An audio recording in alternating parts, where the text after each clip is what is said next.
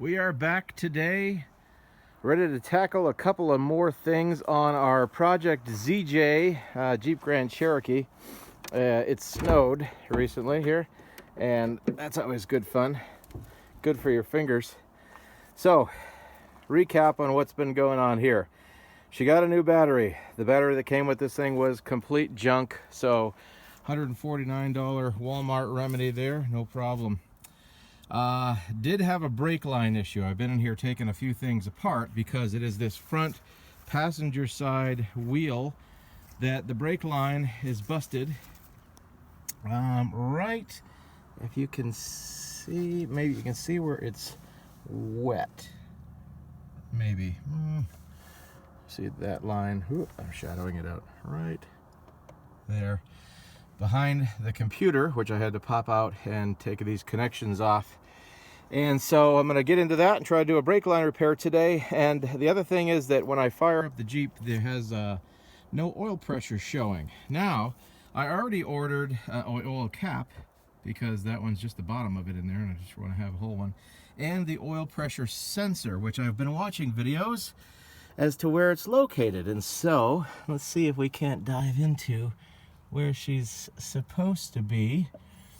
And you can't quite see it, but right behind this plug there's a piece of metal sticking out of there, and I was looking down in there trying to find where that was and found this harness with the rest of the sensor that's been broken clean off. So no kidding, no oil pressure showing.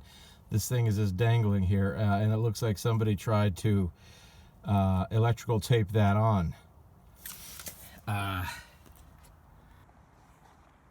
This is when I say electrical tape that on. Really?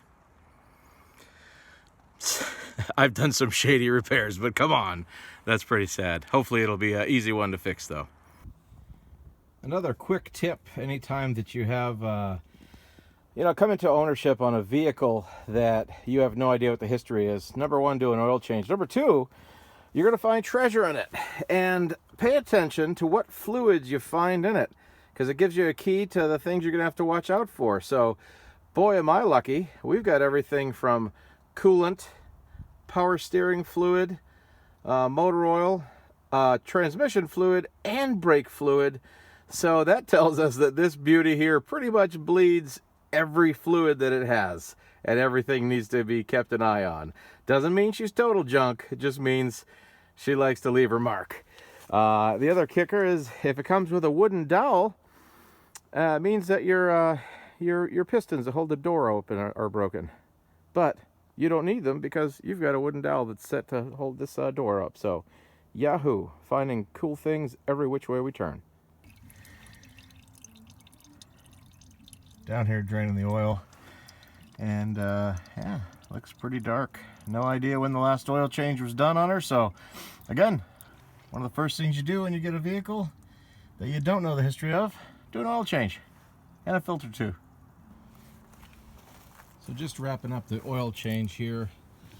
Just put the new filter on, about to put the new oil in. Just recapping what was done here. I actually took a kind of long videos of everything I did, but frankly it was a little bit boring. So to recap, see this joint you're looking at right here? That's a fresh brake line. That's the brake line repair I ended up doing in the front end here. Had to take out the whole, I think it's a computer or something, and get that line out. It just goes to the front passenger side wheel. Replaced the oil pressure sensor unit because this was what was left of my old one. Just this metal piece was stuck in there, and this was literally, somebody tried to tape it on. It was just hanging. So replace that. Oil pressure showing now. Have a new oil cap because this is what was left for an oil cap on the front. And this new oil cap from Rock Auto is like $4. So that's good. So yeah, just finishing up the oil change, and we're about to give her a test run. And now she runs with oil pressure showing now.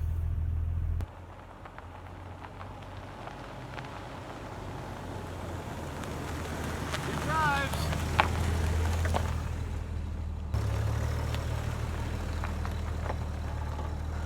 And stops. On top of all those things, she's registered and as of today inspected and insured. So let's take her on a Class 6 road and see if the four-wheel drive works. In New Hampshire, we have a lot of these Class 6 roads. It's known as, basically just means that it's a road that is not maintained, and you probably are going to need four-wheel drive, and more than likely are going to be running into the local yahoos.